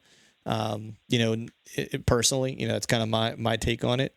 You know, and I hope those folks kind of recognize that we're, you know, all kind of a group that's on in an area of need for, you know, as D-Rock, you know, talks about, of just being one community, helping to lift each other up and support each other, no matter how we hunt, you know, what tools we use to hunt, what type of land we hunt, how we like to hunt, what we like to portray, what we don't want to portray. Like, all that stuff is a non-issue in many cases, as long as we're all kind of working toward the same goal. If we do that, we'll ultimately get there, and everyone will do their part as their you know, skill sets and capabilities allow them to. You know what I mean? So I appreciate that, man. But I think we all do as much as we can, and that's all we can ever ask of each other is just that. So. Well, I appreciate that too, and I agree. And yeah, when push comes to shove, as long as you're pushing and shoving the guys next to you to move forward, you know, it's a crazy thing. It really is about unity and conservation. But I mean, you're talking about probably one of the most masculine, ego-driven things besides MMA, right? And that's hunting. Yep. Everyone wants their image. Everyone wants their ego.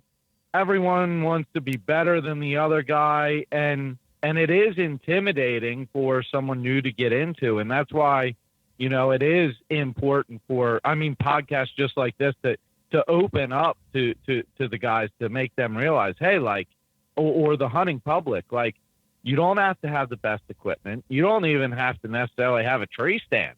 I mean, you don't have to have matching camo. You right. just got to want to get out and try it and take what comes to you.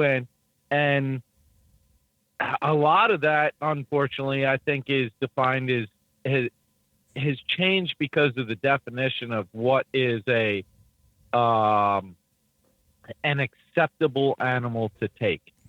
Yeah. And by acceptable, that's much different. I don't mean acceptable as in the legal sense.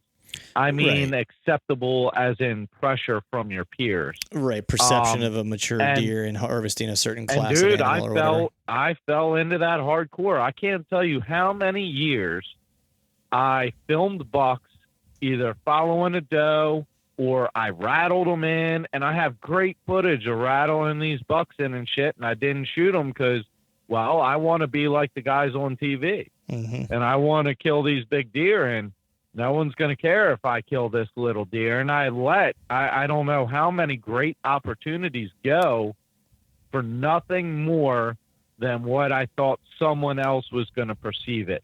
Right. Never did I take in the consideration of how I was perceiving it. And that's a big thing that I've gone backwards on. Like this year in Ohio, I had the goal to cut a head off a turkey.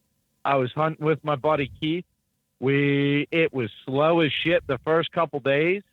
I was filming now. Now I'm filming as the Modern Assassin for Tack Driver TV on Pursuit Channel. It was the first opportunity I got with that. And we had some jakes coming in, and I was like, dude, I'm going to cut one's fucking head off. Yeah, I watched that video, man. It was killer. Yeah, I just about cut this turkey's head off with an arrow. It was like 80% off. But, yeah, it was just a jake. But I had started shooting that decap. I retuned my bow to shoot the decap. I actually four-fletched an arrow with turkey wings that from a turkey I killed on that same property. That's awesome. So I made my own turkey feather fletchings, fletched it myself, made a four-fletch, tuned it, got everything together.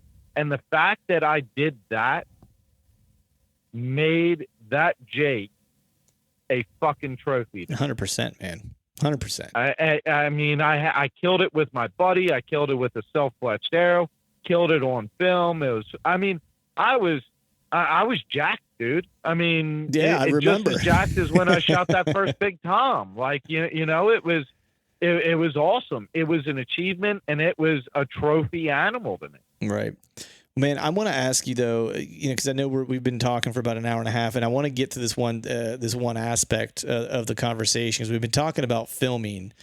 And I think one of the things that always kind of comes up, and I know I've had so I'll be 100% honest. I film sometimes I don't, right? Like, so I often will take a camera. That's most. Yeah. And then I get fed up with it like partway through the season. And then like last year, like partway through the year, I broke the camera out again, but I didn't film with it any of the year before, just for a multitude of reasons. And one reason is like, just setting it up. It's a pain in the ass. It's a pain in the ass. And then I just never have a camera arm that I liked and stuff like that.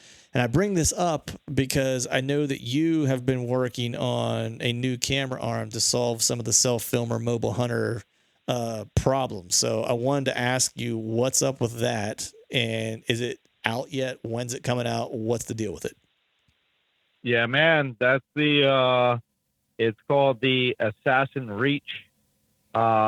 It's something I worked on in conjunction with Matt Garrett from Out on a Limb Manufacturing. Matt's a great guy, makes awesome products. I had an idea and approached Matt with it because I knew he could make it happen. Right. And we went back and forth, and I had to keep scaling him down. Say, no, I don't want to go that big. This is what I'm looking for. What I set out to do was I've always had a problem with every camera arm system I've had, whether any lightweight one, it doesn't have any adjustability. Right. Any that have adjustability, they're too heavy. Any that are rock solid are just giant. Mm-hmm. So I kind of set out to fit something to fit my filming style, which is I'm a self-filmer. So the biggest part in self-filming, one of the major aspects of self-filming is transportation and setup. Right. because it's not like you got a camera guy that's carrying all the camera gear and you're just carrying your belt. Right. You know, I'm carrying the camera, I'm carrying the camera arm, I'm carrying 2 to 3 GoPros, I'm carrying extra batteries for everything, I'm carrying extra memory cards for everything in case there's a failure. I may have a mini tripod or something I can wrap around a tree branch to do a harvest recording. So I never found a camera arm system I liked and set up to develop my own. And yeah, it's the Assassin Reach. Nice. The entire system weighs 3 pounds, and that's the arm, the base, and the strap. And the strap, if you cut the steel hook off and replace it with like an aluminum carabiner, you can cut out, I think it's somewhere around 10 or 12 ounces right there. Wow. Yeah, but it's the cheapest, highly functional strap I can offer to the consumer. Right. See, this is the other thing. You know, like a lot of guys are saying, well, why are you using all black? Why paint it all black? Why use a black strap? When do you see black around the tree? And it's like, because if I wanted to give you a gray strap, it's going to cost me an extra $14. Right. So it's going to cost you an extra $14. And there's a lot of guys that are just going to replace the strap whatever the hell they want in the first place. So why charge them the extra money? Right. If I want to paint it a different color, it's going to cost more money, which it's going to cost the consumer more money. If you want to paint it a different color, go for it. You know, a lot of the guys that do this self-hunt mobile thing, they're DIY guys anyway. Yeah. But so yeah, I designed it to where it's only 3 pounds. The base attaches to the tree with just a cam strap, and then the arm is a separate piece. So the way the mechanism works for the base is it's a shoulder ball with a single lever. You pull the lever up and it reduces the friction on the ball. You adjust the ball to get the receiver to where you feel it's about level. Push the handle down and it locks it in place. You then just set the camera arm into the receiver. It has a bubble level on it. You can make any fine-tune adjustments, and you're then ready to attach your camera. Some of the other aspects I've included, it's a 3-piece arm. I have a video on YouTube that goes over the entire camera arm and especially the reasons I find the 3-arm system to be superior to a 2. Mm-hmm. One of the main things is when you have the camera arm folded up to its shortest. In a 3-piece arm, your camera is still out at the end. When you have a 2-piece folded up at the shortest, your camera's back in the tree. Right. And you just get a lot more maneuverability, but it extends the arm. It's a 10-inch section with a 7-inch and a 7-inch, so 24, and then you get another 4 to 6 inches from the tree with the base, depending on the angle of the tree. It can be mounted on a horizontal limb. It's highly versatile. It's very lightweight, and it has a very small footprint for packing. I mean, you can literally fit the camera arm in your back pocket or in a water bottle pouch. Yeah, man. I was checking it out actually yesterday. I think I was taking a look at it because I think this year I am going to bust the camera out again, especially because I'm going to Iowa this year for like 2 weeks and I want to film that whole trip. So I've been kind of exploring and I was checking it out, man. And it's like, it's sturdy. Just looking at it and watching the videos you made, as it was being developed, it just looks rock solid. And even, especially in comparison to the competition that's out there, it's even lighter weight, which I was really surprised by. So you did a killer job of creating a product that I think is gonna work. That's meeting the weight requirements for mobile hunters and just the stability of it, and will take a beating. So kudos to you for getting it done. Where can people find more information about it and pricing and stuff like that? Where can they order? Yeah, it's actually, orders are being placed now. It is up on the website, my website, themodernassassins.com.